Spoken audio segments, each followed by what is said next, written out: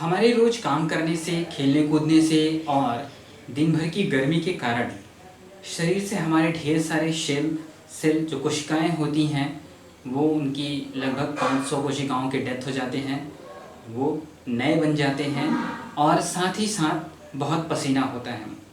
पसीने में फैट होते हैं, प्रोटीन होते हैं, उसमें सॉल्ट्स होते हैं, पानी होते हैं। इन सब चीज़ों से कपड़ों में मिलने के बाद कपड़ों में बैक्टीरियल डिकम्पोजिशन के कारण ये सारे हमारे बॉडी के वेस्ट मटेरियल से फिर बदबू आना शुरू हो जाता है। अगर हम इनको ना धोएं तो खुजली जैसा भी होना शुरू हो जाता है। इसलिए लगभग हमें डेली कपड़े धोने चाहिए। अंडरवियर्स को ज़्यादा धोने चाहिए, आउटरवियर्स को जो है उतना अगर न धोएं फिर भी चल जाएगा, लेकिन अगर बहुत पसीना हुआ है तो उसे धोने की ज़रूरत पड़ती है। ऐसा इसलिए अगर हम नहीं धोते हैं तो बैक्टीरियल डिकम्पोजिशन के कारण हमारे ही बॉडी का वेस्ट मटेरियल जो है वो बदबू करने लगता है और वो पहनने लायक नहीं होता है।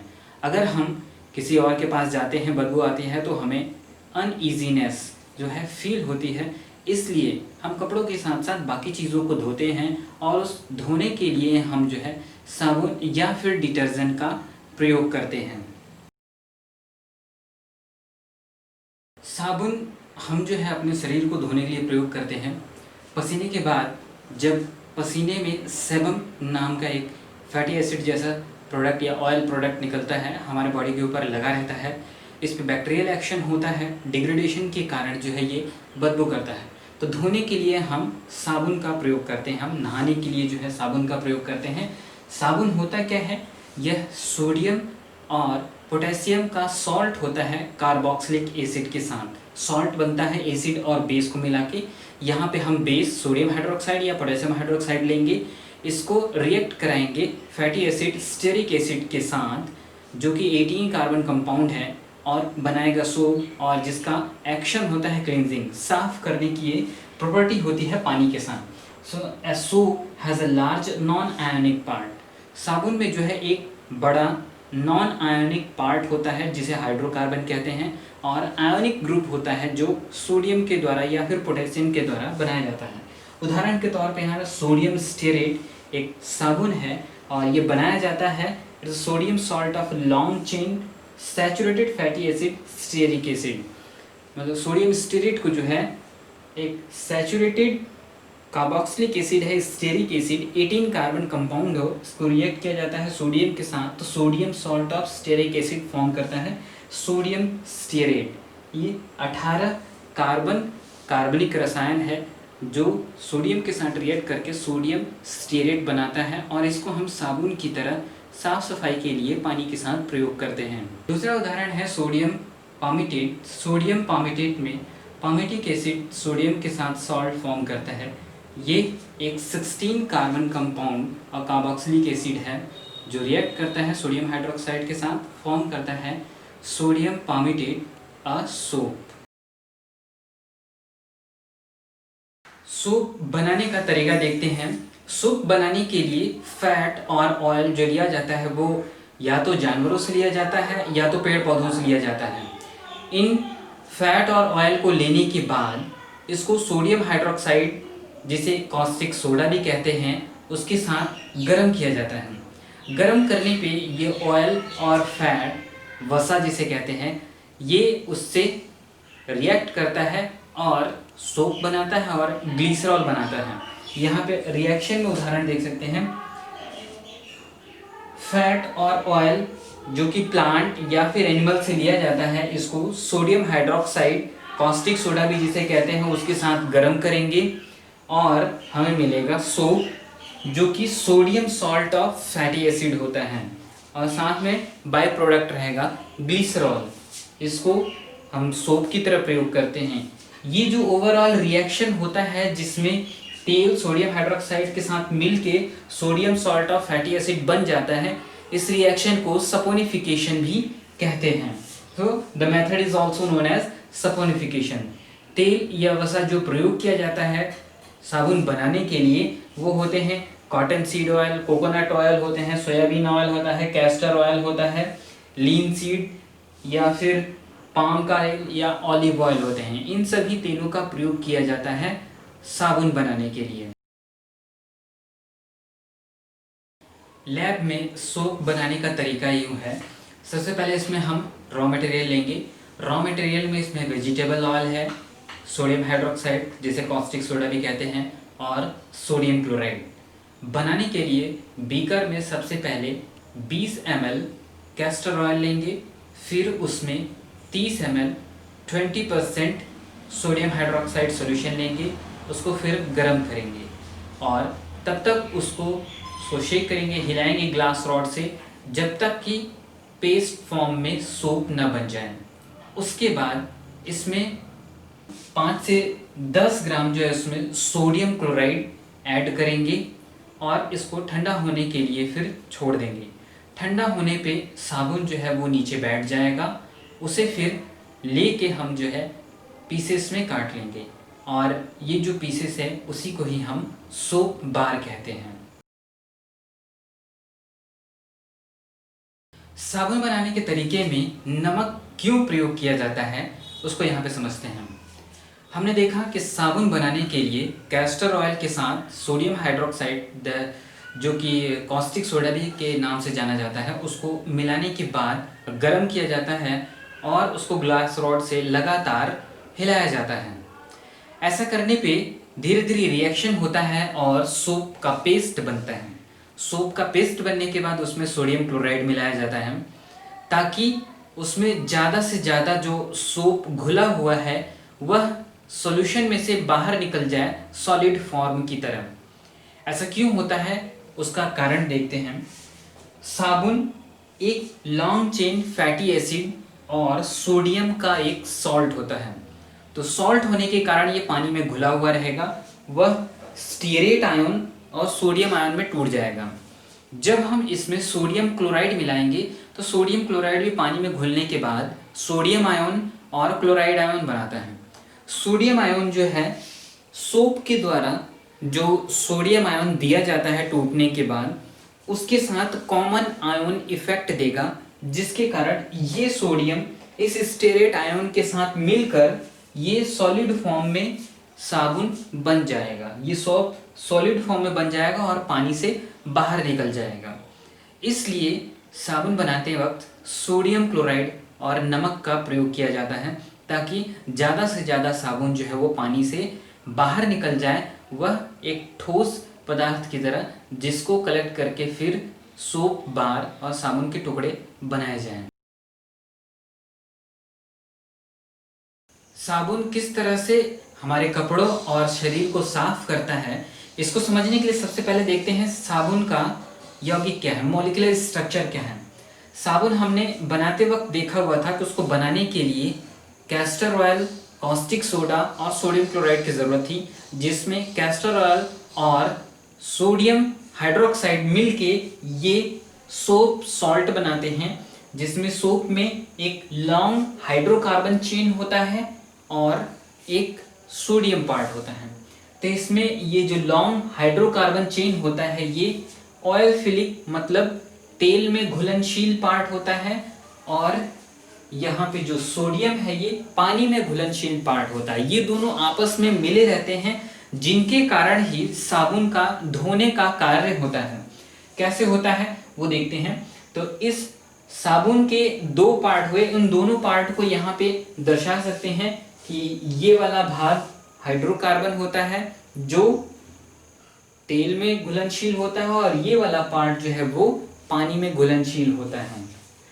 यहाँ पे हम शर्ट को देखते हैं, जैसा एडवर्टीजमेंट में दिखाया जाता है कि शर्ट के फाइबर होते हैं, फाइबर में गंदगी रहती है, मतलब जो तेल या फिर गंदगी लगती है वो शर्ट के फाइबर रेशे में जाके वो चिपक जाते हैं। उनको हटाने के लिए जो है हम साबुन का प्रयोग करते हैं। तो साबुन को जब लगाया जाता है शर्ट में पानी के साथ, तो साबुन के जो दो भाग होते हैं, एक जो तेल में घुलनशील होता है, दूसरा जो पानी में घुलनशील होते हैं, दोनों आपस में जुड़े हुए रहते हैं। तो तेल में घुलनशील वाला भाग जो होता है वो तेल में घुल जाता है और जो पानी में घुलनशील वाला भाग होता है वो तेल के बाहर होता है। उसी तरह से हमारे शरीर पे भी जो गंदगी और तेल होता है उस पर जब साबुन लगाते हैं तो उसमें भी साबुन का जो तेल में घुलनशील भाग रहता है वो तेल में घुल जाता है और जो पानी में घुलनशील रहता है वो बाहर रहता है। इनको जब पानी में हम शेक करते हैं, हिलाते हैं, तो तेल इस तरह से पानी में आ जाता है और उसकी चारों तरफ जो है ये साबुन के अणु चारों तरफ लग जाते हैं, जिसमें से तेल में घुलनशील पार्ट जो है वो साबुन का तेल में घुला रहता है और पानी में घुलनशील पार्ट जो है वो इस चारों तरफ से घेर लेता है। एक छोटे तेल के कण को जो है यहाँ पे दर्शाया गया है, जिसको हम कहते हैं मिसल्स। ये छोटे तेल के कण चारों तरफ साबुन के इन अणुओं से घिर जाते हैं, इन यौगिकों से घिर जाते हैं और ये पानी में इस तरह से लटके रहते हैं। और जब हम पानी को बहाते हैं तो पानी के साथ ये जो है तेल चला जाता है, ये दोबारा जो है हमारे कपड़े पे नहीं लगता है।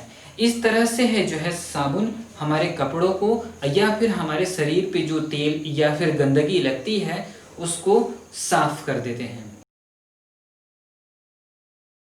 साबुन में एक खामियां होती है कि यह हार्ड वाटर में कपड़ों को धोने और नहाने के लिए प्रयोग में नहीं लाया जा सकता है। वैसा इसलिए क्योंकि हार्ड वाटर जो अंडरग्राउंड वाटर होता है उसमें कैल्शियम और मैग्नीशियम आयन होते हैं।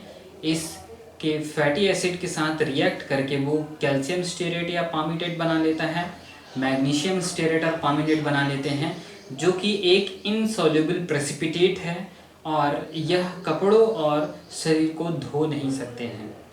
स्कम एक प्रेसिपिटेट होता है, इनसॉल्युबल प्रेसिपिटेट होता है, जो हार्ड वाटर की कैल्शियम और सोप के साथ रिएक्ट करने के बाद बनता है और इसकी क्लींजिंग एक्शन जो है इसमें ख़त्म हो जाती है। मतलब साफ़ करने की जो प्रॉपर्टी होती है सोप की, वह इन कैल्शियम और मैग्नीशियम सॉल्ट के साथ रिएक्ट करने के कारण ये ख़त्म हो जाता है और इस केस में मतलब हार्ड वाटर के साथ हम सोप से धुलाई का काम नहीं कर सकते हैं। Detergent long hydrocarbon chain benzene sulphonate और सल्फेट का एक उदाहरण है, जो हार्ड वाटर में भी कपड़े धोने के काम आता है। यहाँ पे है, देखते हैं, डिटर्जेंट जो है वो सोडियम सॉल्ट होता है लॉन्ग चेन सल्फोनिक एसिड, या फिर जो है वो सोडियम सॉल्ट होता है long chain alkyl hydrogen sulphate का, जो कि हार्ड वाटर में उसकी भी क्लींजिंग प्रॉपर्टी है, साफ करने की उसकी प्रॉपर्टी होती है। इसके अंदर दो पार्ट होते हैं, नॉन आयोनिक पार्ट जो कि एक हाइड्रोकार्बन ग्रुप होता है और आयोनिक पार्ट जो उसमें सल्फोनेट ग्रुप होता है। Sulfonate group SO3 negative Na+ या फिर SO4 निगेटिव Na+ ग्रुप होता है। इसका उदाहरण है सोडियम एंडोडेसाइल बेंजीन सल्फोनेट, जिसमें 12 कार्बन का लॉन्ग हाइड्रोकार्बन चेन होता है, एक बेंजीन रिंग और सल्फोनिक एसिड का सल्फोनेट। दूसरा है सोडियम एंडोडेसाइल सल्फेट, जिसमें 12 कार्बन का हाइड्रोकार्बन होता है, उसके बाद सल्फेट ग्रुप होता है और सोडियम सॉल्ट से बना होता है। ये डिटर्जेंट हार्ड वाटर में भी कपड़े धोने के काम आता है, उसमें इसमें स्कम नहीं बनता है और कपड़े पे जो गंदगी और तेल रहते हैं उनको आसानी से साफ किया जा सकता है। डिटर्जेंट जो है वो साबुन से अच्छा साफ करता है। आइए देखते हैं कैसे। डिटर्जेंट साबुन की तरह हार्ड वाटर में जो कैल्शियम और मैग्नीशियम आयन होते हैं उनके साथ मिलकर इनसॉल्युबल प्रेसिपिटेट नहीं बनाता है, जिसके कारण हार्ड वाटर में भी डिटर्जेंट जो है अच्छी तरह से सफाई करता है। डिटर्जेंट का साफ करने का तरीका साबुन की ही तरह रहता है। यह जिन कपड़ों पे गंदगी ग्रीस लगा हुआ रहता है उनको वह पानी में मिसल्स की फॉर्म में बनाकर घोल के रखता है, जिससे कपड़े आसानी से साफ हो जाते हैं। मिसल्स बनने की प्रक्रिया हमने देखा हुआ था कि उसमें जो सोप होते हैं उनके लार्ज हाइड्रोकार्बन लॉन्ग चेन जो होते हैं वो ऑयल या ग्रीस में लग जाते हैं और जो पोलर हेड होता है सोडियम सॉल्ट का वो पानी की ओर रहता है और तेल को चारों तरफ से घेर के यह पानी में मिसल्स की तरह बना के रखता है। उसी तरह डिटर्जेंट का भी लॉन्ग चेन हाइड्रोकार्बन जो होते हैं वो तेल में घुल जाते हैं और उसका जो पोलर ग्रुप होता है सल्फोनेट और सल्फोनिक एसिड वो पार्ट जो है पानी में घुल रहा है। इससे तेल के चारों तरफ एक परत बना देते हैं ये सोप और डिटर्जेंट, जिसके कारण वह दोबारा कपड़ों पे नहीं लगते हैं और कपड़ों से तेल या ग्रीस गंदगी जो है वो आसानी से धुल जाते हैं। डिटर्जेंट साबुन के मुकाबले अच्छा होता है, क्योंकि यह हार्ड वाटर में जो कैल्शियम और मैग्नीशियम आयन हैं उनसे मिलकर स्कम नहीं बनाता है और वह कपड़ों को साफ कर देता है।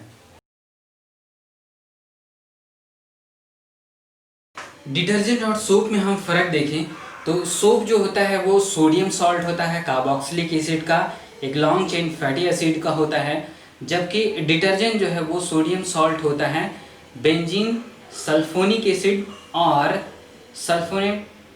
हाइड्रोजन सल्फेट का सोडियम सॉल्ट होता है, साथ में हाइड्रोकार्बन की लॉन्ग चेन होती है। अगर हम देखें तो सोप में जो आयोनिक पार्ट होते हैं वो कार्बोक्सिलिक एसिड और सोडियम का बना होता है, और डिटर्जेंट में यही पार्ट सल्फोनिक एसिड और सल्फेट के साथ सोडियम का सॉल्ट होते हैं, ये दोनों उसके आयन बनाते हैं। सोप जहां बायोडिग्रेडेबल मतलब जीवाणुओं के द्वारा यह ख़त्म किया जा सकता है समय के दौरान, लेकिन कुछ ऐसे डिटर्जेंट हैं जो समय के दौरान ख़त्म नहीं किए जा सकते हैं हमारे बैक्टीरिया के कारण, एनवायरनमेंट में अगर इनको छोड़ दिया जाए तो। सोप जो है वो थोड़ा साफ़ सफाई करने में कम होता है, जबकि डिटर्जेंट जो है वो साफ़ सफाई करने में स्ट्रांग होता है। ये सब जो है डिटर्जेंट और सोप में फ़र्क होता है।